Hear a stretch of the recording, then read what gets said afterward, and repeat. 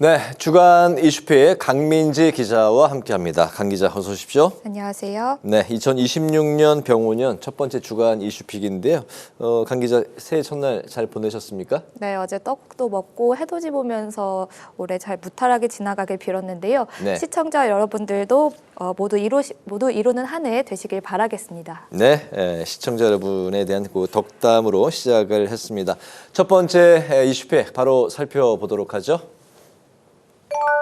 네, 선거의 해. 올해 또 중요한 선거들이 있어요. 네, 맞습니다. 먼저 지난 2주 동안은 한 해를 돌아보는 이런 이슈픽이었었는데요. 네. 오늘은 2026년 한 해를 미리 짚어보는 이슈픽으로 준비했습니다.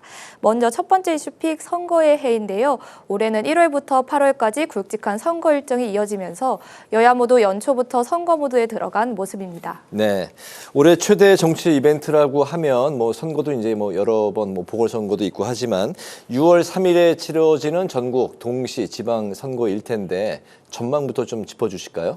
네, 이번 지방선거 이재명 정부 출범 1년 만에 이뤄지는 이 선거인 만큼 아주 중요한 선거입니다. 네. 또 지난 2022년 제8회 지선에서는 국민의힘이 광역단체장 12곳, 민주당이 5곳을 차지했는데요. 이번 결과에 따라 전국의 향방이 바뀔 수 있는 만큼 여야가 촉각을 곤두세우고 있습니다. 이번에 국민의힘 국회의원 재보선 규모도 최대 10석 안팎가량 늘어날 가능성이 거론되면서 미니 총선으로까지 불리고 있는데요. 이에 여야 모두 전임 대통령들을 예방하며 벌써부터 지지층 결집에 나서고 있습니다. 민주당은 정권교체 완성을 목표로 서울, 부산 등의 탈환과 처음 선출될 가능성이 제기되는 대전, 충남 통합특별시장 선거 등을 주요 승부처로 보고 있습니다. 네.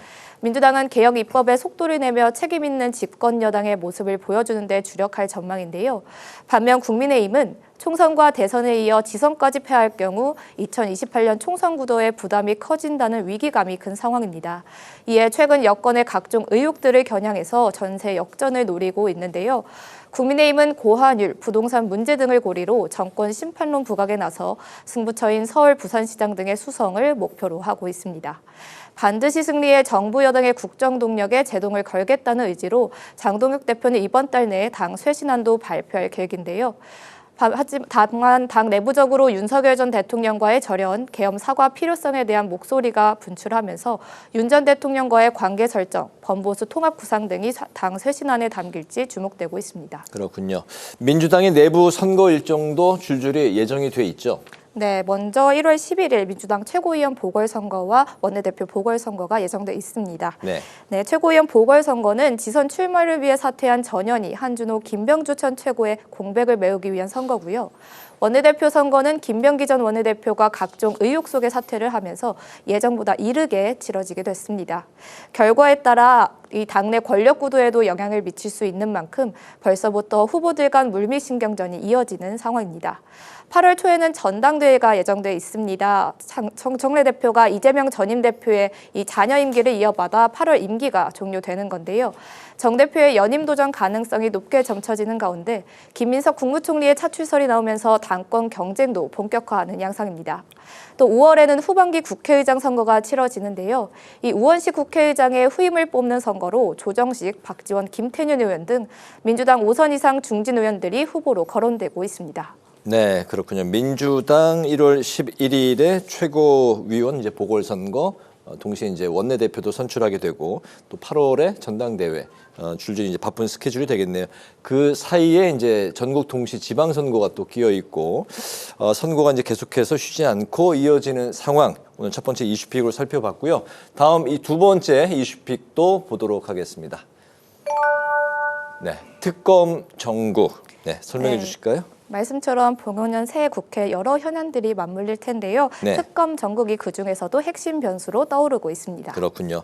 정청래 민주당 대표가 2차 종합특검 그리고 통일교 신천지를 같이 하는 그런 특검을 설 연휴 전까지 처리하겠다고 이제 공언을 했는데 여기에 대해서 이제 국민의힘이 반발이 거센 상황이죠. 네, 맞습니다. 2차 종합특검, 이 내란, 김건희, 최상병 기존 3대 특검에서 해결하지 못한 부분 다시 들여다보겠다 이런 내용인데요. 네. 민주당은 의혹들이 여전하다며 특검 추진을 강력 주장하고 있습니다.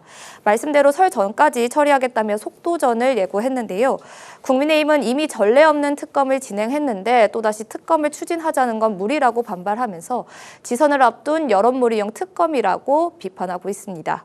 대신 국민의힘은 김병기 전 원내대표 등이 연루된 공천 금품 의혹 관련 특검을 주장하면서 역공세에 나서고 있는데요. 공천 특검을 야당 공조로 발의해 압박에 나설 가능성도 큽니다. 통일교 특검은 수사 대상과 범위를 두고 지난해에 이어 올해도 여야 줄다리기가 계속되고 있는데요. 민주당은 신천지 의혹까지 포함해야 한다는 입장인 반면 국민의힘은 신천지 특검은 국민의힘만 겨냥한 수사가 될 것이라며 통일교 수사만 특검으로 가야 한다고 맞서고 있습니다. 김병기 전 원내대표 사태로 여야 협상은 잠시 숨고르기에 들어갔지만 2월 예정된 윤석열 전 대통령의 내란 재판 선고를 앞두고 여야 여론전은 더 거세질 것으로 보입니다. 그렇군요. 두 번째 이슈픽까지 살펴봤고 마지막 세 번째 이슈픽도 살펴보겠습니다. 네, 쿠팡 정조준 국민들이 많이 이제 지금 공분을 사고 있는 그런 이슈네요. 네, 맞습니다. 이 격한 대치 속에서도 여야가 공감대를 보이는 사건, 이 말씀하신 대로 쿠팡 대규모 개인정보 유출 사태입니다. 이 논란이 해를 넘기면서 국정조사로 이어질 가능성도 커지고 있습니다. 네, 쿠팡 사태와 관련한 연설 청문회까지 열었는데 김범석 쿠팡 INC 의장이 끝내 이제 불출석하면서 맹탕이라는 그런 지적들이 계속해서 나오고 있죠. 네, 맞습니다. 이번 주 6개 상임위가 함께한 쿠팡 청문회가 이틀 열렸고 그를 포함해서 총 지난해 3차례나 열렸지만 김범석 쿠팡 이사회의장 불출석과 경영진 답변 태도를 두고 국민적 공분만 커졌다는 평가가 나오고 있습니다. 쿠팡 측은 국정원의 지시를 받았다는 취지의 발언을 했다가 국정원이 이를 부인하면서 위증 논란도 번졌는데요. 청문회 현장 직접 살펴보시죠. 네. 그래서 하천에서 답을 보내면서 저희가 뭐 자체적으로 혼자서 자의를 했다고 그렇게 생각하십니까? 로저스 대표가 어제 보여줬던 오만방자한 우리 국민들께 정말로 불손한 그 답변 태도에 사과를 반드시 받고 시작해야 된다. 예. 네, 보셨듯이 이런 태도에 과방위는 청문회 직후 김범석 의장을 포함해 쿠팡 정현직 임원들을 불출석 등의 혐의로 고발하기로 의결했고요. 로저스 대표도 위증죄로 고발 의결했습니다. 또 민주당은 쿠팡 국정조사 요구서를 제출한 상태인데요. 개인정보 유출뿐 아니라 노동자 사망, 산업재해 불공정 거래 이런 의혹 전반을 들여다보겠다는 계획으로 국정조사에도 불응할 경우 동행명령장 발부와 국회 모욕죄도 적용하겠다고 벼르고 있습니다. 국민의힘 역시 국정조사 필요성에 동의하고 있는 만큼 쿠팡 의혹에 대한 국회 전방위 압박이 계속될 것으로 보입니다. 네, 쿠팡 사태와 관련한 이슈는 잠시 후 이제 국회 속으로 해서 또 이제 자세히 살펴보도록 하겠습니다.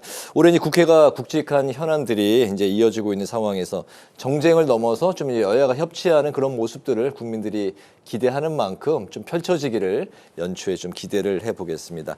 오늘 첫 번째 올해 들어서 첫 번째 주간 이슈픽 강민지 기자와 함께했습니다. 말씀 고맙습니다. 감사합니다.